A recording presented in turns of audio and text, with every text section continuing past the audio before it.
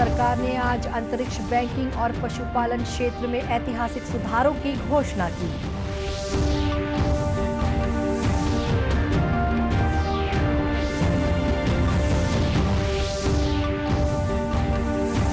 बीते 24 घंटों के दौरान राज्य में कोरोना संक्रमण के 105 नए मरीज मिले।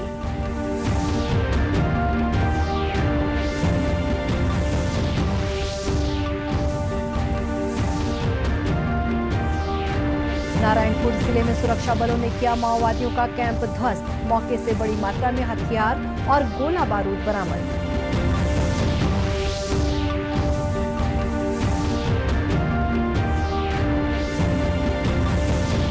और मुख्यमंत्री ने प्रदेश के सबसे बड़े कचरा प्रसंस्करण संयंत्र का किया लोकार्पण। हर दिन 500 टन कचरे का वैज्ञानिक तरीके से होगा निपटान।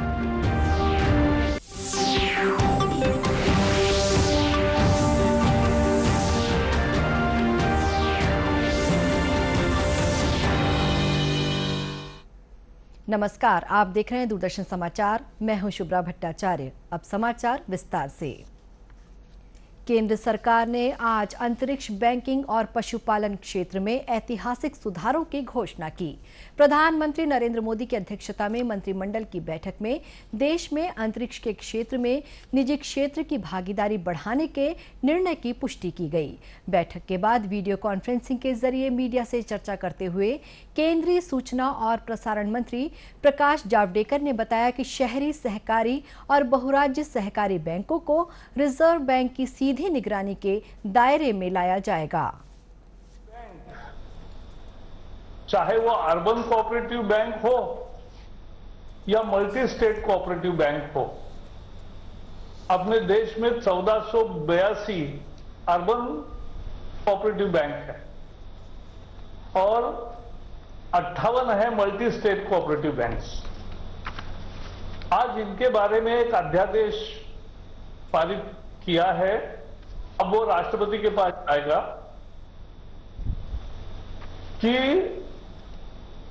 ये सारी बैंक 1540 है, ये तुरंत प्रभाव से आरबीआई के सुपरविजन पावर में आ जाएंगे। आरबीआई की जो सुपरवाइजिंग की तरीका है शेड्यूल बैंक के लिए भी, वही इन कोऑपरेटिव बैंकों पर लागू होगा। इससे क्या फायदा होगा? मूल फायदा होगा कि डिपॉजिटर को एक यकीन मिलेगा कि हमारा पैसा सुरक्षित रहेगा और 8 करोड़ 60 लाख खाता धारक है इन 1540 बैंकों में। 4 करोड़ 84 लाख करोड़ रुपए की बचत है, थोड़ी नहीं है। इस सबकी अच्छी रक्षा होगी, ये इस निर्णय का सबसे महत्वपूर्ण बात है। एक और महत्वपूर्ण निर्णय में सरकार ने पशुपालन, डेयरी और पशुधन संबंधी उद्यमों के लिए 15,000 करोड़ रुपए के लिए पशुपालन बुनियादी ढांचा विकास कोष की शुरुआत की। इस योजना का उद्देश्य देश में करीब 35 लाख युवाओं को रोजगार उपलब्ध कराना है। केंद्रीय मंत्री ने यह भी बताया कि लघु ऋण कार्यक्रम के तहत 50,000 रुपए तक के शिशु ऋण लेने वालों को ब्याज में 2% की छूट दी जाएगी। प्रदेश में कोरोना संक्रमण के मामले तेजी से बढ़ रहे हैं। राज्य में अब तक कुल 105 नए मरीज पाए गए हैं। इसी के साथ प्रदेश में सक्रिय मामलों की संख्या बढ़कर 850 से अधिक हो गई है। वहीं अब तक मिले कुल मरीजों का आंकड़ा 2400 को पार कर गया है, जबकि 1527 कोरोना संक्रमित मरीज स्वस्थ होने के बाद अस्पताल से डिस्चार्ज कर दिए गए हैं। बीते 24 घंटों के दौरान राज्य में कोरोना संक्रमण से किसी भी मरीज की मौत नहीं हुई है। वहीं कांकेर जिले में बीती देर रात 17 नए कोरोना संक्रमित मरीज पाए गए। इनमें भारतीय सीमा सुरक्षा बल के 14 जवान शामिल हैं। ये जवान अंतागढ़ और बांदे के बीएसएफ कैंप में पदस्थ हैं। प्रभारी ब्लॉक चिकित्सा अधिकारी AK संभाकर ने बताया कि इन जवानों के पॉजिटिव पाए जाने के बाद बीएसएफ के शिविरों को कंटेनमेंट जोन घोषित करने की प्रक्रिया शुरू की गई। साथ ही इन जवानों के संपर्क में आए अन्य जवानों को भी क्वारंटाइन कर दिया गया। जैसे ही सूचना प्राप्त हुई है कि बीएसएफ कैंप के 5 जवान जो है कोरोना पॉजिटिव पाए गए हैं, हमारी मेडिकल टीम और जो है यहाँ की जो प्रशासनिक टीम है वो तत्काल जो है सक्रिय हो गई है। हमारी टीम के जो कॉन्टैक्ट ट्रेसिंग टीम के जो मेंबर्स हैं वो प्रोटेक्टिव साधन अपनाते हुए, सोशल डिस्टेंस मेंटेन करते हुए पॉजिटिव केस के जो मरीज हैं उनसे उनकी ट्रैवल हिस्ट्री, उनकी स्टे हिस्ट्री और उनकी कॉन्टैक्ट हिस्ट्री को ट्रेस करेंगे। ये सब कार्य पूर्ण हो जाने के बाद हम मरीज को तत्काल 108 गाड़ी से कोविड हॉस्पिटल भेज देंगे। वहीं राजनांदगांव जिले में भी 6 डॉक्टर कोरोना पॉजिटिव पाए गए हैं। इनमें 3 शासकीय और 3 निजी अस्पताल के चिकित्सक हैं। जिले में 24 घंटों के भीतर 17 नए मरीजों की पहचान की गई है। नगर निगम सीमा क्षेत्र में अधिक मामले पाए जाने की वजह से स्वास्थ्य सेवा संचालनालय रायपुर के संचालक नीरज बंसोड़ ने कल इलाके का दौरा किया।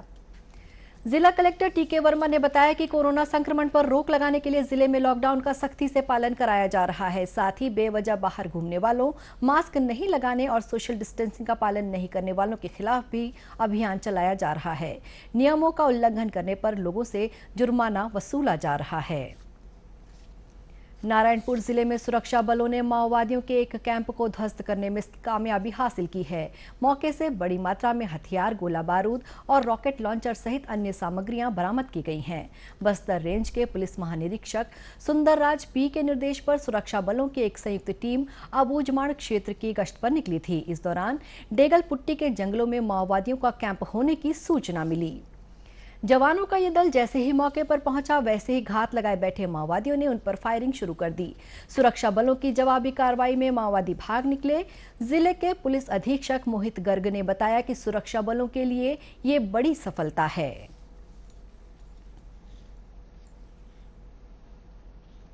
ये अबूझमाड़ में हमारी काफी समय बाद एक बहुत बड़ी सफलता हम लोगों को बीहड़ जंगलों में अबूझमाड़ के मिली है, जिसमें डीआरजी और एसटीएफ की कंबाइंड टीम गश्त पर निकली थी। हमें सूचना मिली थी कि काफ़ी बड़ी तादाद में सीनियर कार्डर नक्सलियों के वहाँ मौजूद हैं, तो जिसकी बेस पे एक ऑपरेशन चलाया गया था, जिसमें 23 तारीख को सुबह 7 बजे के आसपास एक बहुत बड़ा ट्रेनिंग कैंप फोर्सेस को मिला। रॉकेट लॉन्चर्स मिले हैं, 3 हम लोगों को मोर्टार्स मिले हैं जो 4 से लूटे गए हैं, 4 से लूटे गए सेट मिले हैं, काफ़ी सारी मैगजीन और काफ़ी सारे असला बारूद भी हम लोगों को मिला है। और ये एक बहुत बड़ा कैंप था और ये पीएलजी फॉर्मेशन का अभी तक का हम लोगों के द्वारा सबसे बड़ा हम लोगों ने उन लोगों का कैंप ध्वस्त किया है और काफ़ी बड़ी कामयाबी ये सुरक्षा बलों के लिए मिली है। इस शिविर से थोड़ी दूरी पर एक अन्य जगह से माओवादियों का कुछ और सामान भी बरामद हुआ है। भारत सरकार के पंचायती राज मंत्रालय ने ई पंचायत पुरस्कार के लिए छत्तीसगढ़ का चयन किया है। ये पुरस्कार पंचायतों के सशक्तिकरण और विभागीय योजनाओं को लागू करने में सूचना तथा संचार तकनीक के प्रभावी उपयोग के क्षेत्र में बेहतर कार्य करने के लिए दिया जाता है। इसके अलावा पंचायतों के कार्यों और पारदर्शिता, दक्षता और जवाबदेही लाने आईसीटी के उपयोग के लिए छत्तीसगढ़ को पूरे देश में दूसरा स्थान मिला है। मुख्यमंत्री भूपेश बघेल और पंचायत तथा ग्रामीण विकास मंत्री टीएस सिंहदेव ने इस उपलब्धि के लिए सभी विभागीय अधिकारियों और कर्मचारियों को शुभकामनाएं दी हैं। उन्होंने कहा है कि सूचना और संचार तकनीक के इस्तेमाल से सरकार की योजनाओं को गांव के हर व्यक्ति तक पहुंचाया जा रहा है। इससे स्थानीय स्वशासन को मजबूत करने और ग्रामीणों को जागरूक करने में मदद मिल रही है। राज्य के सबसे बड़े ठोस अपशिष्ट प्रसंस्करण संयंत्र की स्थापना राजधानी रायपुर के सकरी में की गई है। मुख्यमंत्री भूपेश बघेल ने रायपुर स्थित अपने निवास कार्यालय से वीडियो कॉन्फ्रेंसिंग के जरिए इस संयंत्र का ई लोकार्पण किया। इस संयंत्र का निर्माण करीब 127 करोड़ रुपए की लागत से किया गया है। इस संयंत्र में हर दिन 500 टन कचरे का वैज्ञानिक पद्धति से निपटान किया जाएगा। ये संयंत्र पीपीपी मोड पर काम करेगा और इससे पर्यावरण संरक्षण में भी मदद मिलेगी। इस संयंत्र में कचरे से खाद बनेगी और सीमेंट कारखानों के लिए सहायक ईंधन भी मिलेगा। इस संयंत्र से 6 मेगावाट बिजली उत्पादन की भी व्यवस्था है। परियोजना में हर घर और दुकान से कचरे का संग्रहण, परिवहन प्रक्रिया और निपटान की व्यवस्था की गई है। शुभारंभ कार्यक्रम में मुख्यमंत्री ने कहा कि इस संयंत्र के शुरू होने के बाद छत्तीसगढ़ देश के ऐसे राज्यों में शामिल हो जाएगा जहां शहर के 100% कचरे का निपटान वैज्ञानिक तरीके से हो सकेगा। आयुष मंत्रालय ने पतंजलि से कोरोना के इलाज के लिए बनाई गई आयुर्वेदिक दवा कोरोनिल के किसी भी प्रचार को रोकने के आदेश दिए हैं। आयुष मंत्रालय ने योग गुरु बाबा रामदेव की इस दवा के बारे में बयान जारी कर कहा है कि मंत्रालय को इस बारे में कोई जानकारी नहीं है। केंद्रीय आयुष मंत्री श्रीपद नायक ने बताया कि पतंजलि संस्थान से इस दवा से जुड़े आधिकारिक दस्तावेज जमा करने को कहा गया है। कोई भी व्यक्ति मेडिसिन का वो साइंटिफिक वैलिडेशन कर सकता है अपने अपने हॉस्पिटल में या अपने अपने कहा, और इसके बाद में वो सब डिटेल जो है तो आयुष मंत्रालय को भेजना पड़ेगा कंफर्मेशन के लिए। ये तो रूल था। इसी के मुताबिक हाँ, बहुत खुशी की बात है, नया मेडिसिन उन्होंने तैयार किया है, और जो तैयार किया है वो आयुष के पास आना चाहिए। इसके पहले किसी ने उसका एडवर्टाइजमेंट नहीं करना चाहिए, हमारी बात है। इसलिए हमको कहा कि आपका जो कुछ आपने किया है वो पेपर यहाँ भेज दो, वो हम आपको कंफर्म करके उसके आगे विचार करेंगे, दे देंगे। ये तो रूल है। गौरतलब है कि कल पतंजलि संस्थान की ओर से कोरोना के इलाज के लिए दवा बनाने में सफलता मिलने का दावा किया गया था। प्रदेश के माओवाद प्रभावित इलाकों में पुलिस थाने और चौकी खोलने के कार्य प्राथमिकता के साथ किए जाएंगे। ये बात गृह और जेल मंत्री ताम्रध्वज साहू ने कही है। गृह मंत्री ने रायपुर स्थित अपने निवास कार्यालय में गृह, जेल, नगर सेना और सैनिक कल्याण के कामकाज की समीक्षा की। बाद में मीडिया से चर्चा करते हुए गृह मंत्री ने कहा कि केंद्र और राज्य सरकार से प्राप्त राशि को लैप्स नहीं होने दिया जाएगा। उन्होंने कहा कि सबसे पहले माओवाद प्रभावित इलाकों में थाने और चौकियों की स्थापना के साथ पुलिस कर्मियों की भर्ती प्रक्रिया पूरी की जाएगी।